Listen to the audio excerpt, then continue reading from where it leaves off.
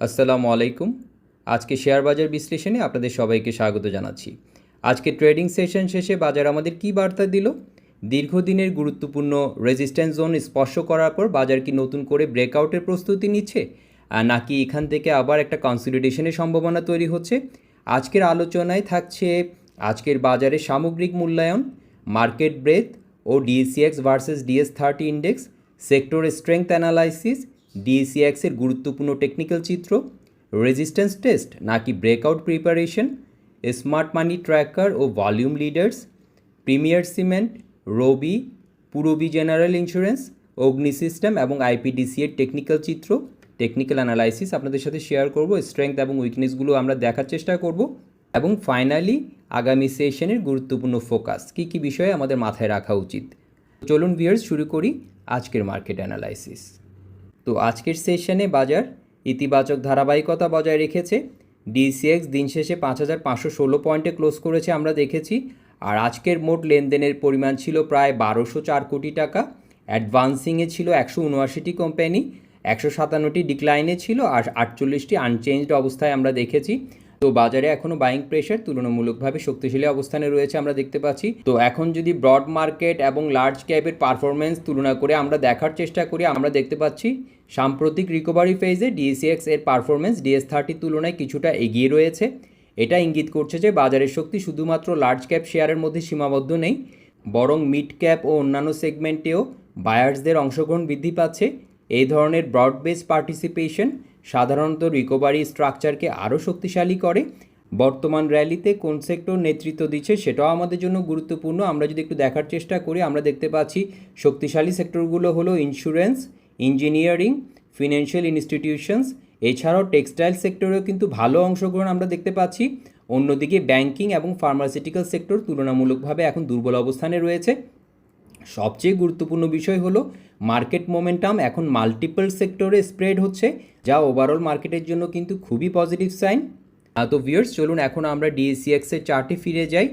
গত কয়েকটি ট্রেডিং সেশনে আমি কিন্তু গুরুত্বপূর্ণ জোনগুলো নিয়ে অনেক কথা বলেছি, তো আমি এখানে মার্ক করে দিয়েছি। আপনারা দেখতে পাচ্ছেন আমাদের প্রথম যে জোনটা নিয়ে আমরা বলছিলাম 5,300 থেকে 5,360, সেই জোনটাকে ভেঙে অ্যাকসেপ্টেন্স তৈরি হয়েছে, আমি এটাকে গ্রিন করে দিয়েছি।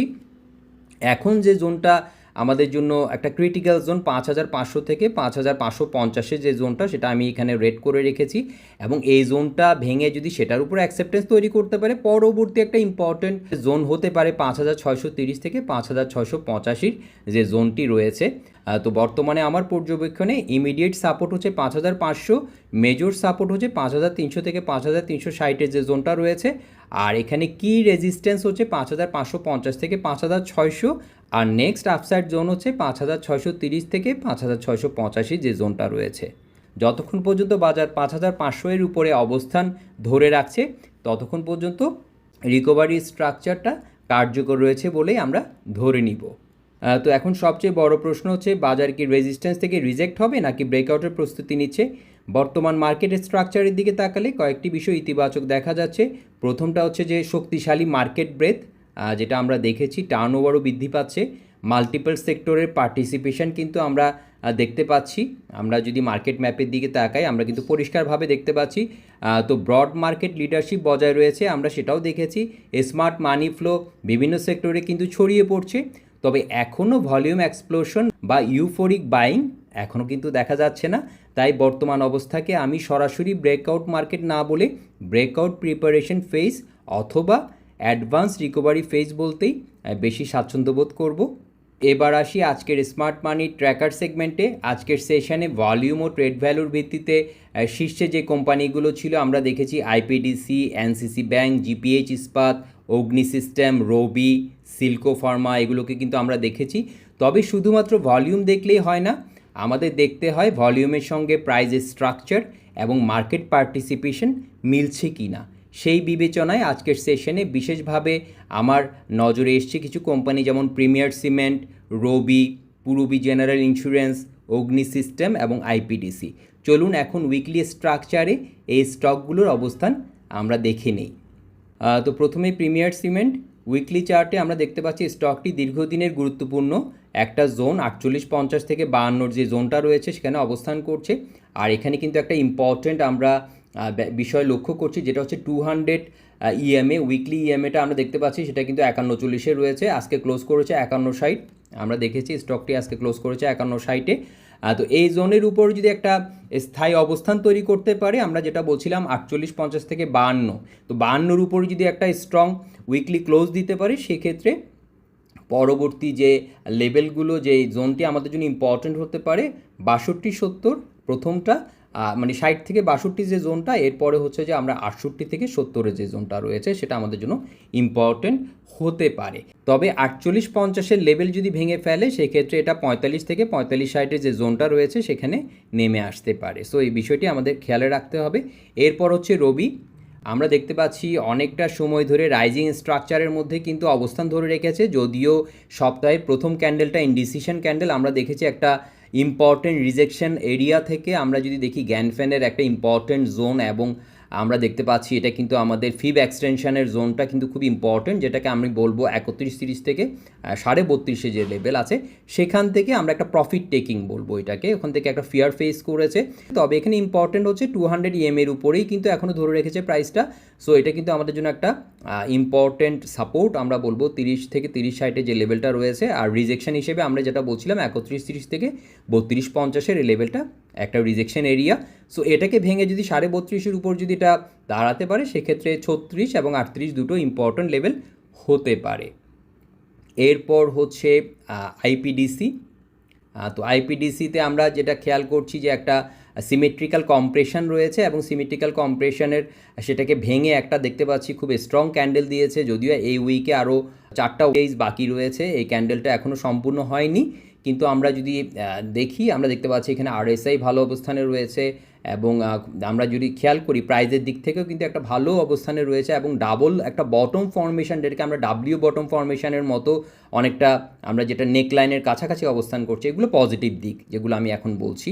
তো এখানে যে লেভেলটা আমাদের জন্য ইম্পর্টেন্ট, যেদিকে আমাদের নজর রাখতে হবে, সেটা হচ্ছে 22.50 থেকে 23.60-এর যে জোনটা রয়েছে, এখানে কী ধরনের আসলে রিয়েকশন দিচ্ছে সেটা দেখার বিষয়। আর উপরে কিন্তু আমরা দেখতে পাচ্ছি 200 উইকলি ইএমএটা রয়েছে, সেটা 2670-এ রয়েছে। সো এখানে একটা রিজেকশনও কিন্তু আমরা দেখতে পাচ্ছি, আগের একটা রিজেকশন লেভেল 2680 থেকে 27-এর একটা লেভেল রয়েছে। সো যেটা বললাম যে আমাদের এখন সামনের যে জোনটা আমাদের জন্য ইম্পর্টেন্ট, সেটা হচ্ছে 2360 থেকে 2250 থেকে 2360-এর জোনটা, এটাকে যদি ভেঙে দাঁড়াতে পারে, সেক্ষেত্রে 2680 থেকে 27 জোনটা আমাদের জন্য ইম্পর্টেন্ট হতে পারে। সো এখন পর্যন্ত আমরা পজিটিভ দেখতে পাচ্ছি উইকলি স্ট্রাকচারে। আমি কিন্তু আজকে যে অ্যানালাইসিসগুলো শেয়ার করছি সবগুলো কিন্তু উইকলি স্ট্রাকচারে রয়েছে। সো কেউ কিন্তু এটাকে ট্রেডিং ডিসিশন ভেবে ভুল করবেন না। আর আমি এখানে জাস্ট অ্যানালাইসিস শেয়ার করছি, এখানে কোনো ধরনের আপনাদেরকে কোনো বিনিয়োগ পরামর্শ কিন্তু আমি দিচ্ছি না। সো এটাও আমাদের মাথায় রাখতে হবে। তো এরপরে যে স্টকটা নিয়ে কথা বলবো সেটা হচ্ছে পূরবী জেনারেল ইন্স্যুরেন্স। এর উইকলি চার্টের দিকে যদি আমরা খেয়াল করি, খুব শার্পভাবে কিন্তু মুভমেন্টটা আমরা দেখতে পাচ্ছি। আজকে ক্লোজ করেছে 3440। উপরে যে একটা রিজেকশন, সম্ভাব্য রিজেকশন জোনের কথা যদি বলি, সেটা আমরা দেখতে পাচ্ছি 3730 থেকে 3860টা আমাদের জন্য একটা ইম্পর্টেন্ট লেভেল। সো এখানে গিয়ে কী ধরনের রিয়েকশন দিচ্ছে সেটা দেখার বিষয়। এই লেভেলগুলোকে ভেঙে 40-এর উপর যদি একটা উইকলি ক্লোজ দিতে পারে, সেক্ষেত্রে একটা ইম্পর্টেন্ট লেভেল আমাদের জন্য 4460 থেকে 45-এর কাছাকাছি আমরা দেখতে পাচ্ছি, যদি এই লেভেলটাকে ভাঙতে পারে। সো দেখা যাক এখন কী ধরনের রিয়েকশন দেয়। এরপরে শেষ যে স্টকটা নিয়ে আজকে কথা বলবো সেটা হচ্ছে অগ্নি সিস্টেম লিমিটেড। এটা নিয়ে মনে হয় আমি আগের একটা সেশনে কথা বলেছিলাম, সেটা ডেইলি অ্যানালাইসিস ছিল। আজকে উইকলি অ্যানালাইসিস আমরা দেখতে পাচ্ছি একটা ইম্পর্টেন্ট রিজেকশন জোনের কাছাকাছি কিন্তু অবস্থান করছে, যেটা আমরা দেখতে পাচ্ছি। যদি আমরা লেভেল হিসাবে যদি এটাকে দেখি, খুব ইম্পর্টেন্ট একটা লেভেল, সেটা হচ্ছে 2960 থেকে 3060 যে লেভেলটা, মানে 31-এর যে লেভেলটা, এটা আমি গত ট্রেডিং সেশনে হয়তো বলেছিলাম যে সেম লেভেল। সো এটার উপর যদি আমরা এভাবে বলি যে যদি 32-এর উপর যদি এটা দাঁড়াতে পারে, 32 লেভেলে যদি একটা উইকলি ক্লোজ যদি দিতে পারে, সেক্ষেত্রে হয়তো একটা ইম্পর্টেন্ট লেভেল আমাদের জন্য সামনে আসতে পারে 34 থেকে 35-এর যে জোনটা রয়েছে। আর যদি এখান থেকে রিজেকশন আসে, যদি এর লেভেলের উপর যদি সাস্টেইন না করতে পারে, সেই ক্ষেত্রে কিন্তু আমাদের জন্য এরপরে যে সাপোর্টটা স্ট্রং হতে পারে সেটা হচ্ছে যে 24 থেকে 24.5-এর যে লেভেলটা রয়েছে। তো ভিউয়ার্স, আমরা দেখে নিলাম 5টি স্টক যেগুলো খুবই অ্যাট্রাকটিভ স্ট্রাকচারে রয়েছে। উইকলি চার্টটি দেখে নিলাম কোথায় স্ট্রেংথ এবং উইকনেস রয়েছে।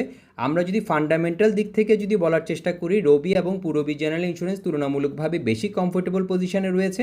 অন্যদিকে প্রিমিয়ার সিমেন্ট মূলত টেকনিক্যাল রিকভারি স্টোরিটাই এখানে বেশি কাজ করছে আমরা বলবো। আর আইপিডিসি আর অগ্নি সিস্টেমের ক্ষেত্রে বর্তমানে মার্কেট মোমেন্টাম, ভলিউম সাপোর্ট এবং ইনভেস্টর সেন্টিমেন্টই কিন্তু প্রধান ড্রাইভিং ফোর্স বা ফ্যাক্টর হিসেবে এখানে আমরা কাজ করতে দেখতে পাচ্ছি। তো যাই হোক, আগামী সেশনে আমাদের মূল ফোকাস থাকবে ইন্ডেক্স 5500 সাপোর্টটা ধরে রাখতে পারছি কিনা, আর যদি এর উপর যদি যেতে পারে তাহলে 5550 এবং 5600 এই জোনে কী ধরনের রিয়াকশন দেখাচ্ছে। তো ভিউয়ার্স, আজকের ভিডিও এই পর্যন্তই। ভিডিওটি আপনাদের কাছে ইনফরমেটিভ মনে হলে অবশ্যই লাইক করবেন এবং শেয়ার করবেন। ধন্যবাদ সবাইকে।